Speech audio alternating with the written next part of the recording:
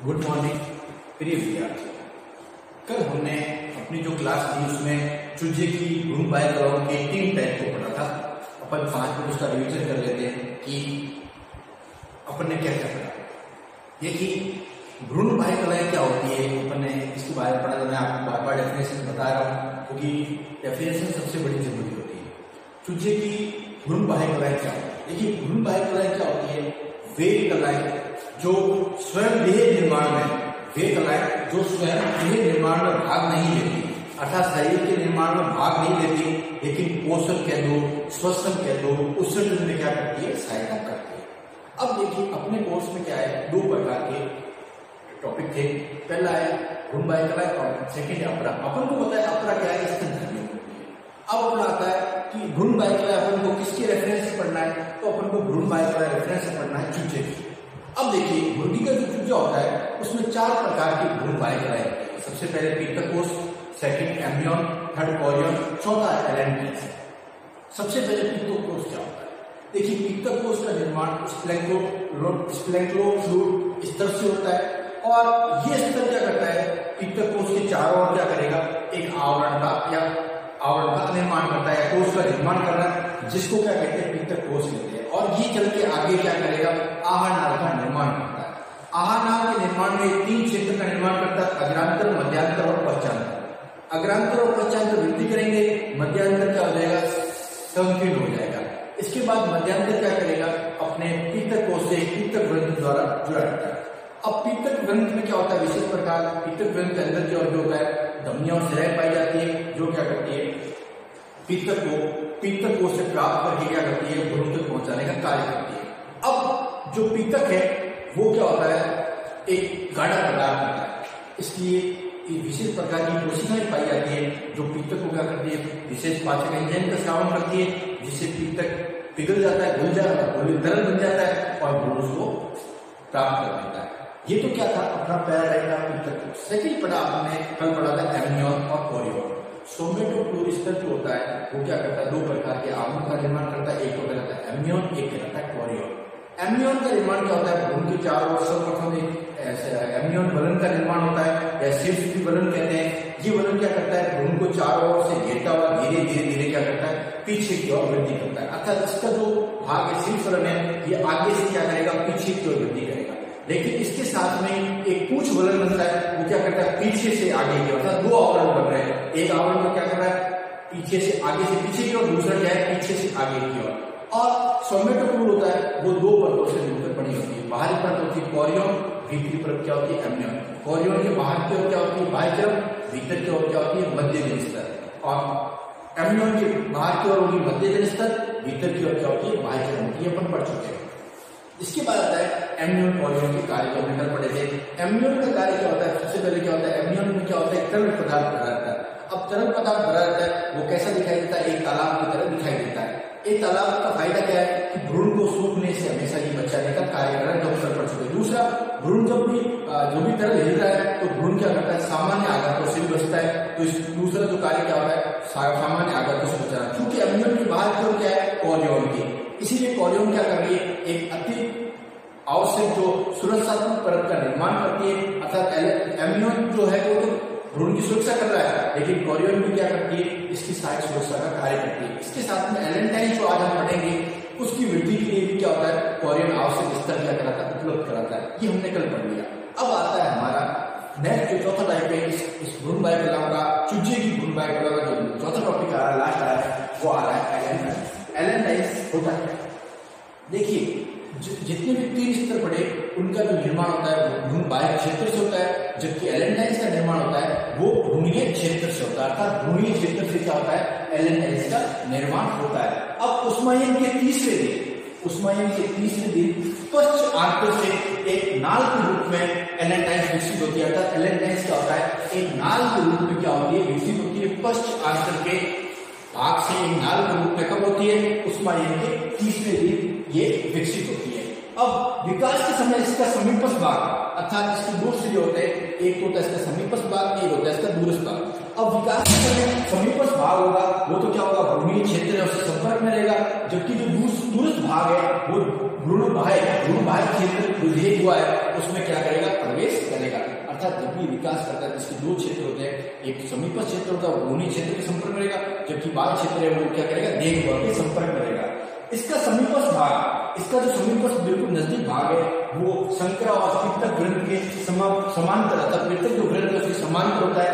जैसे क्या कह रहे थे, एलेंटाइन ग्रंथ, जैसे पित्तक में पित्तक ग्रंथ कह रहे थे वैसे एलेंटाइन में क्या होता है, एलेंटाइन ग्रंथ कहते हैं। जबकि दूरस्थ भाग देखिए जो इसका समीपस्थ भाग है वो पित्तक ग्रंथ के समांतर होता है, इसको क्या कहते हैं, एलेंटाइन भाग कहते हैं, एलेंटाइन भाग ग्रंथ कहते हैं। जबकि दूरस्थ भाग होता है एक थैली के समान दिखाई देता है, इसीलिए इसको क्या कहते हैं, एलेंटाइन आसी, एलेंटाइन आसी कहते हैं। अब एलेंटाइन आसी उष्मायन के चौथे से 10वें दिन, अभी देखिए तीसरे दिन तो क्या हुआ, अब एलेंटाइन का निर्माण हुआ, लेकिन चौथे से 10वें दिन क्या होगा, एलेंटाइन जो भाग है वो क्या करेगा, वृद्धि करेगा। अब वृद्धि करने का बेनिफिट क्या है कि सीरो एम्ब्रियोनिक गुहा में फैलकर, ये सीरो एम्ब्रियोनिक जो गुहा होती है उसमें ये क्या करता है, फैल जाता है, अर्थात धीरे धीरे क्या करेगा, वृद्धि करेगा और पित्तक को उसको क्या करेगा, ये घेर लेगा। अब सीरो एम्ब्रियोनिक गुहा में एलेंटाइन कॉरियोन के बिल्कुल, क्योंकि ये सीरो एम्ब्रियोनिक गुहा में क्या कर रहा है, फैल रहा है, और अपन को पता है कॉरियोन के जस्ट पास क्या होती है, सीरो एम्ब्रियोनिक गुहा होती है। अब ये फैल कर क्या करेगा, कॉरियोन की क्या हो जाएगा, संपर्क में आ जाएगा, क्योंकि एम्ब्रियोन कॉरियोन के अंदर जो क्या है एम्ब्रियोन है, और ये जब फैल रहा है तो ये क्या हो गया, कॉरियोन की क्या हो जाएगा, संपर्क में आ जाएगा। अब इसकी बाहरी परत क्या होती है, मध्यजनिस्टर और भीतरी परत टाइम होकर एलेंटोकॉरियोन का निर्माण करती है। अर्थात बाहरी परत है वो अंतरंग मध्यजनिस्तर और भीतरी जो परत है टाइप मध्यजनिस्तर है वो क्या करती है, परस्पर सम्मिलित होकर एलेंटोकॉरियोन का निर्माण करती है, जिसके अंदर क्या होता है, रक्त वाहिनियों का एक जाल पाया जाता है जो ध्वनि और शिराओं की सहायता से, ध्वनि और शिराएं आपने पढ़ रखी है, ध्वनि और शिराओं के माध्यम से भ्रूणीय जो परिवहन है उससे जुड़ी रहती है, अर्थात भ्रूण के अंदर जो परिवहन हो रहा है आवश्यक पदार्थ का उससे ये जुड़ी रहती है। तो ये अपना जो भी थ्योरेटिकल टॉपिक है वापस रिवाइज कर रहा हूँ कि एलेंटाइन क्या है, एलेंटाइन का निर्माण भूमि क्षेत्र से होता है। उष्मायन के तीसरे दिन पश्च आंतर से एक नाल के रूप में, ये पश्च आंतर से क्या होगी, एक नाल के रूप में ये क्या होगी, हमेशा विकसित होगी। अब विकसित होने के इसके दो भाग है, विकास के समय इसका समीपस्थ भाग भूमि क्षेत्र में रहता है, जबकि दूरस्थ भाग क्या होगा, भ्रूण देह से बाहर निकल वृद्धि कर भ्रूण बाह्य देह में प्रवेश करता है। इसका समीपस्थ भाग क्या होता है, संकरा होता है और पित्तक ग्रंथ के समांतर होता है, इसीलिए इसको एलेंटाइन ग्रंथ भी कहते हैं। जबकि दूरस्थ भाग होता है वो फैलकर एक थैली समान होता है, जिसको कहते हैं एलेंटाइन आसी कहते हैं। अब एलेंटाइन जो है वो चौथे दिन से लेकर 10वें दिन तक क्या करेगा, वृद्धि करेगा और सीरियोनिक गुहा में फैलकर चपटा हो जाता है और पित्तक के चारों ओर फैल रहा है, और इसके साथ में क्या होता है, ये कॉरियोन की क्या होता है, संपर्क में आ जाता है। अब इसका बाहरी जो परत है अंतरंग मध्यजनिस्तर और भीतरी परत का एक मध्यजनिस्तर क्या होती है, सम्मिलित होकर एलेंटोकॉरियोन का, ध्यान रखना एलेंटोकॉरियोन क्या है, एलेंटाइन और कॉरियोन, लेकिन दोनों को साथ कर दिया है, एलेंटाइन और कॉरियोन के भीतर क्या होता है, रक्त वाहिनियों का एक जाल पाया जाता है और इसके साथ में ध्वनि और शिराओं द्वारा क्या होता है, ये भ्रूणीय परिवहन से जुड़ा जाता है। भ्रूणीय परिवहन से जुड़ने से क्या होता है, आवश्यक पदार्थों का स्थान होता है। एलेंटाइन का जो रोल है वो क्या है, कॉरियोन के साथ संपर्क रखना और इसको फैलने के स्थान को अनुकूल करा रहा है। कॉरियोन का कार्य करा रहा है, कॉरियोन क्या करता है, एलेंटाइन को फैलने के लिए स्थल उपलब्ध करवा रहा है।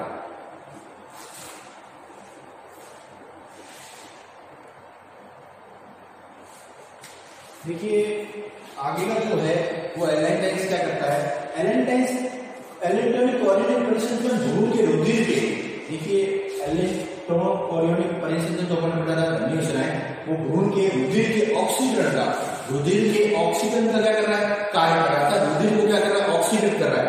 अब इसके साथ में ये क्या करता है, उत्सर्गी पदार्थों को, इसके साथ में क्या करता है, उत्सर्गी पदार्थों को एकत्रित करने का कार्य करता है। देखिए भ्रूण प्रारंभ में क्या करेगा, यूरिया का उत्सर्जन करेगा, लेकिन बाद में ये क्या करेगा, यूरिक अम्ल का स्रावन करेगा। अब देखिए सबसे बड़ी बात क्या आती है, जब अंडा स्फुटित होता है, अर्थात अंडे से स्फुटन हो रहा है, चूजा बाहर निकल रहा है, तो क्या होता है कि एलेंटाइन जो है उसके अंदर क्या है, एलेंटाइन के अंदर क्या है, अभी उत्सर्जी पदार्थ है। अब इसमें क्या विशिष्ट झिल्ली पाई जाती है जो क्या करती है, उत्सर्जी पदार्थों को केवल क्या करती है, उत्सर्जी पदार्थों को अंडे से चिपका रखती है, अर्थात जैसे अंडे से बच्चा बाहर निकलता है उस समय जो उत्सर्जी पदार्थ होते हैं ना वो क्या करते हैं, अंडे के स्फुटन जो है उसी में रहते हैं, चूजे के साथ नहीं जाते हैं। ये एलेंटाइन की सबसे बड़ी क्या है, ये विशेषता है, एलेंटाइन की सबसे बड़ी विशेषता है। तो क्या है, एलेंटोकोरियोनिक परिसंचरण भ्रूण के रुधिर के ऑक्सीजनीकरण का कार्य करती है।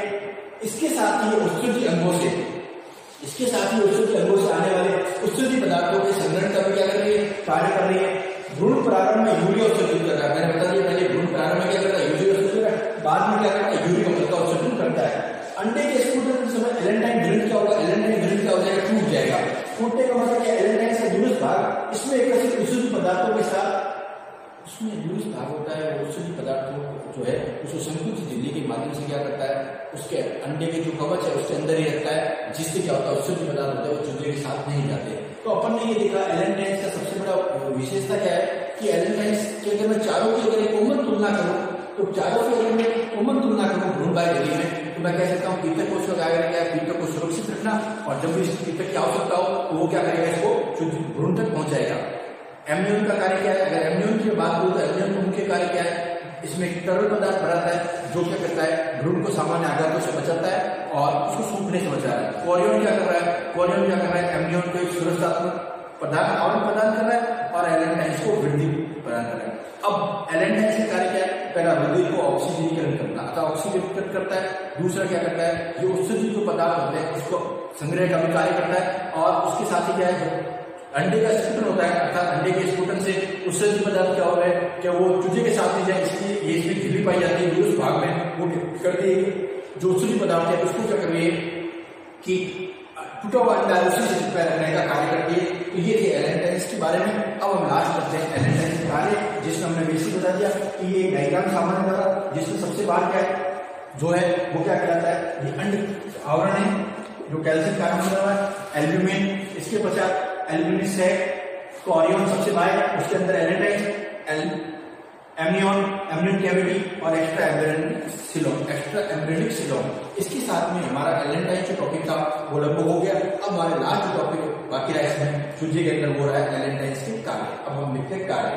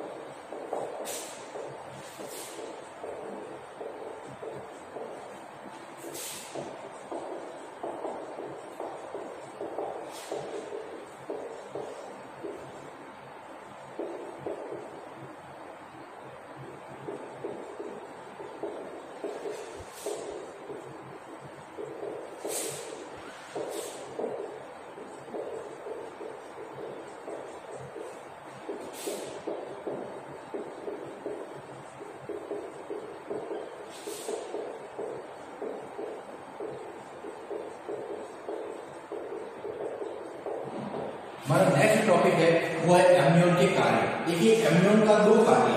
सबसे पहला है रुधिर परिवहन, रुधिर ऑक्सीकृत करना और सेकंड है उत्सर्जित पदार्थों का स्टोरेज करना। तो एलेंटोकोरियोनिक झिल्ली एक बाह्य भ्रूणबाह्य एलेंटोकोरियोनिक झिल्ली होती है, वो क्या करती है, भ्रूणबाह्य से फेफड़े की तरह, लंग्स की तरह क्या करती है, कार्य करती है, फेफड़े की तरह कार्य करती है। ये अत्यधिक सवर्णीय होती है और छिद्रित कवच के नीचे स्थित होती है। अब देखिए ये जो छिद्रित कवच होता है, ये अंडे का कवच है, अब ये छिद्रित है और ये छिद्र के नीचे की ओर स्थित होती है। तो अपन को पता होता है कि अंडे के छिद्र का क्या उपयोग होता है कि अंडे के जो होता है उसमें लगभग 7000 छिद्र पाए जाते हैं और इन छिद्रों की सहायता से क्या होता है, बाहर की शुद्ध ऑक्सीजन कहाँ जाती है, अंडे के अंदर, और अंदर की जो कार्बन डाइऑक्साइड होती है वो क्या जाती है, बाहर जाती है। इससे क्या होता है, भ्रूण जो वृद्धि कर रहा होता है उसको क्या मिलता है, शुद्ध ऑक्सीजन मिलती है। अब ये क्या है, ये अत्यधिक सामान्य होती है और छिद्रित कवच के नीचे स्थिर होती है। यह भ्रूण के परिसंचरण से एलेंटाइन धमनियों और शिराओं द्वारा जुड़ी होती है। अपन को पता होता है धमनी और सुदृढ़ और शिराएं असुदृढ़ को परिवर्तित का कार्य कर रही है। एलेंटोकॉरियोनिक के रुधिर परिसंचरण अंडे में ऑक्सीजन और कार्बन डाइऑक्साइड का परिवहन जो होता है वो इस छिद्र द्वारा होता है। अब छिद्र से क्या हो रहा है, ऑक्सीजन अंदर आ रही है और कार्बन डाइऑक्साइड बाहर जा रही है। अब जो ये एलेंटाइन होती है, जो अंदर ये ऑक्सीजन होती है, उसका क्या करती है, भ्रूण तक ऑक्सीकृत करके उसको क्या करती है, रुधिर परिवहन कर रही है और किसकी सहायता कर रही है, धमनियों और शिराएं की तरफ सहायता, धमनियों और शिराओं की सहायता से ये जो ऑक्सीजन है उसको भ्रूण तक पहुंचाने का कार्य कर रही है। अगर रिवर्स में कहूं तो ये शुद्ध ऑक्सीजन को भ्रूण तक पहुंचाने का कार्य कर रही है। अब इसके साथ में क्या कर रही है, मूत्राशय की तरह भी कार्य कर रही है। देखिए मूत्राशय की तरह कार्य क्यों कर रही है, जो भी उत्सर्जित पदार्थ होते हैं उसको क्या करती है, अपने अंदर स्टोरेज का कार्य करती है। अगर ये स्टोरेज का कार्य नहीं करेगी तो क्या होगा, भ्रूण के लिए ये उत्सर्जित पदार्थ जहर का तरह कार्य करेंगे, विषैला प्रभाव उत्पन्न करेंगे। और ये जब तक अंडा स्फुटन नहीं होगा उत्सर्जित पदार्थों को अपने स्टोरेज रखती है और अंडे के स्फुटन के समय ये उत्सर्जित पदार्थों को टूटे हुए अंडे के कवच से चिपकाए रखने का कार्य करती है ताकि क्या होगा, उत्सर्जित पदार्थ चूजे के साथ ना जाए। और इसका आकार कॉरियोन की सहायता से कॉरियोन क्या करता है, एलेंटाइन्स को फैलने के लिए आवश्यक स्थान उपलब्ध करवाता है। तो अर्थात ये जो एलेंटाइन्स है इसलिए क्या करती है कि उत्सर्जित पदार्थों के अनुसार अपने आकार को बढ़ा दिया जाता है। उत्सर्जित ज्यादा है तो आकार थोड़ा थैलीनुमा हो गया और छोटा है तो कम हो जाएगा। तो अर्थात एलेंटाइन्स की दो कार्य, रुधिर को ऑक्सीकृत कर परिवहन करना भ्रूण तक, दूसरा क्या है, उत्सर्जित पदार्थों को स्टोरेज करना। तो प्रिय विद्यार्थी, आज हमारा चूजे की बाह्य भ्रूणकलाओं का टॉपिक पूरा होता है। इस चूजे की भ्रूण चाहे जो 4 टॉपिक हमने पढ़े, अब उसको हम समझ लेते हैं कि प्रश्न हमारा किस प्रकार आता है।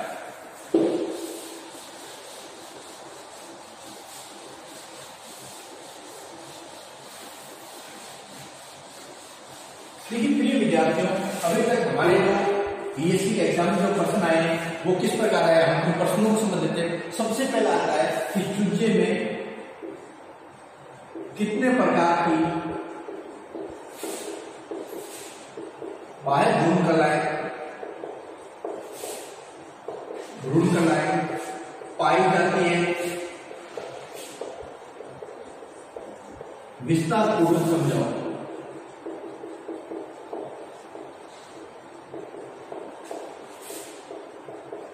ये हमारा कई बार 7.5 नंबर का प्रश्न आता है कि चूजे में कितने प्रकार की भ्रूण बाह्य कलाएं होती है और उसको विस्तार पूर्वक समझाओ। देखिए अब जब ये प्रश्न आता है तो हमें पता है कि चूजे में 4 प्रकार की भ्रूण बाह्य कलाएं होती है। पहला है पीतक कोष, सेकंड है एम्नियन, थर्ड कॉरियोन और चौथा है एलेंटाइन्स। अब इन चारों के बारे में हमें क्या करना है, शॉर्ट में समझ समझाना है कि पीतक कोष का क्या कार्य होता है, पीतक का, एम्नियन सुरक्षा, कॉरियोन साइज सुरक्षा, एलेंटाइन्स उत्सर्जित पदार्थ। हमें ये चारों को इसको शॉर्ट में समझाना है। तो ये हमारा एक बड़ा प्रश्न आता है। इसके साथ में कई बार एग्जाम में प्रश्न आ चुका है कि एम्नियन और कॉरियोन को समझाओ।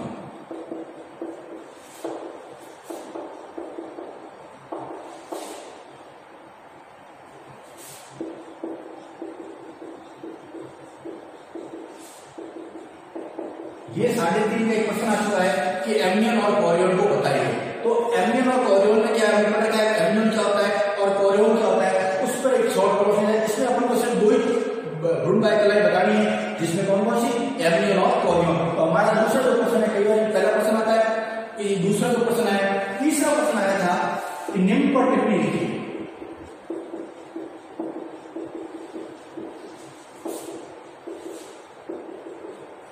एक पीतक कोष, सेकंड है एलेंटाइन्स।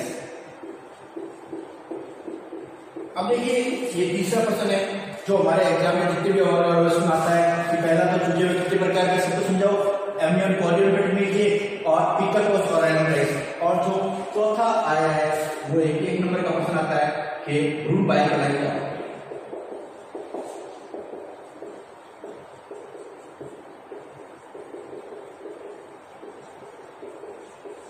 अब देखिए इसमें अपन को क्या करना है, सबसे पहले इसके बारे में बताना है और इसके कार्य साथ में बताना है।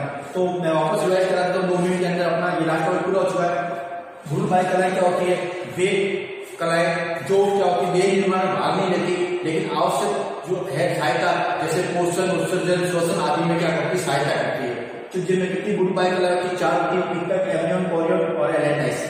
अब पित्तक क्या होता है, पित्तक क्या होता है, पित्तक के चारों एक पित्तक कोष होता है। इस पित्तक का मुख्य कार्य क्या होता है कि पित्तक को घुलनशील तरल पदार्थ के रूप में भ्रूण प्राप्त करता है और अपनी क्या करता है, वृद्धि करता है। इसके लिए जो है स्प्लेन्कोभ्रूण क्षेत्र पाया जाता है जो आगे क्या करेगा, आहार नाल का निर्माण करेगा और आहार नाल के निर्माण में 3 क्षेत्रों का अग्रांतर, पूर्वांतर, मध्यांतर करेगा। अग्रांतर पूर्वांतर वृद्धि करेंगे तो मध्यांतर क्या हो जाएगा, सिकुड़ जाएगा, संकीर्ण हो जाएगा। इसके पश्चात ये पित्तक ग्रंथि रहता है और ये हमने पढ़ चुका है। सेकंड है एमनियन।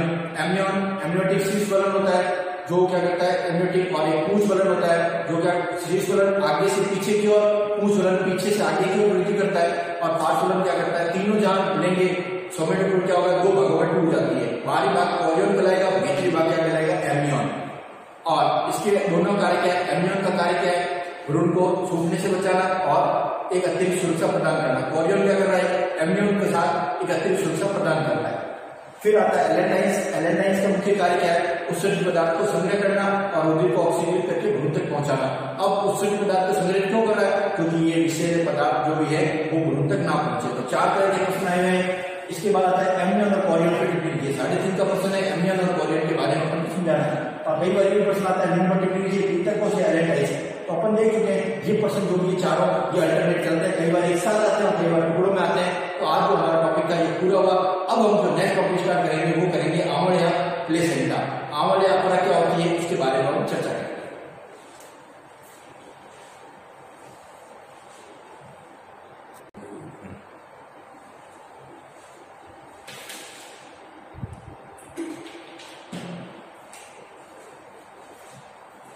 अब हम पढ़ेंगे अपरा। देखिए अपरा को 3 नामों से जाना जाता है, आंवल, अपरा और प्लेसेंटा। आंवल, अपरा या प्लेसेंटा क्या होती है कि देखिए अपन मनुष्य की बात करें तो मनुष्य के शरीर में जो भ्रूण होता है वो 9 महीनों में वृद्धि करता है। इस 9 महीनों में वृद्धि करने के लिए उसे आवश्यक लाभदायक पदार्थ कहां से प्राप्त होते हैं, तो बेसिकली मां के शरीर से। और जो हानिकारक उत्सर्जित अपशिष्ट पदार्थ होते हैं वो क्या होते हैं, वापस मां के शरीर में जाते हैं। अब जो मां के शरीर से आवश्यक पदार्थों को भ्रूण तक पहुंचाना और भ्रूण के अपशिष्ट पदार्थों को मां के शरीर में पहुंचाना, ये जो संपूर्ण जो पथ का कार्य करती है वो करती है आंवल, अपरा। अब अपरा या आंवल क्या होती है, केवल स्तनधारियों में ही पाई जाती है, केवल स्तनधारी जंतुओं में ही पाई जाती है। अर्थात कोई भी अन्य जो समय मेहनत को छोड़ दिया जाए तो उनमें अपरा नहीं पाई जाती, केवल स्तनधारी में पाई जाती है। अब इसका मुख्य कार्य क्या होता है कि भ्रूण से जो मां के शरीर से आवश्यक पदार्थों को वापस रिवाइज करवा डेफिनेशन पढ़ेंगे, मां के शरीर से आवश्यक पदार्थों को भ्रूण तक पहुंचाया जाता है ताकि भ्रूण क्या कर सके, वृद्धि कर सके। इसके साथ में भ्रूण के जो उत्सर्जित पदार्थ है, क्योंकि देखिए अगर गर्भ में उत्सर्जित पदार्थ रहेंगे तो भ्रूण के लिए वो क्या करेंगे, जहर का काम करेंगे। अर्थात उत्सर्जित पदार्थों को वापस क्या किया जाता है, मां के शरीर में पहुंचाने का जो कार्य करती है वो कौन करती है, अपरा या प्लेसेंटा, और केवल स्तनधारी जंतुओं में ही पाई जाती है। आज हम इसका बेसिक इंट्रोडक्शन पढ़ा। अब इससे जो नेक्स्ट क्लास होगी उसमें हम अपरा के प्रकार के बारे में पढ़ेंगे और बताने की कोशिश करेंगे कितने प्रकार के अपरा पाई जाती है। देखिए क्योंकि स्तनधारी में अलग अलग अपरा, सभी जंतुओं की बात करूं तो एक समान अपरा नहीं होती, अलग अलग प्रकार की अपरा पाई जाती है। कल हमारी जो क्लास होगी उसमें अपरा के प्रकार पढ़े जाएंगे और आपको बताया जाएगा कि अलग अलग जंतुओं में अपरा किस प्रकार की पाई जाती है।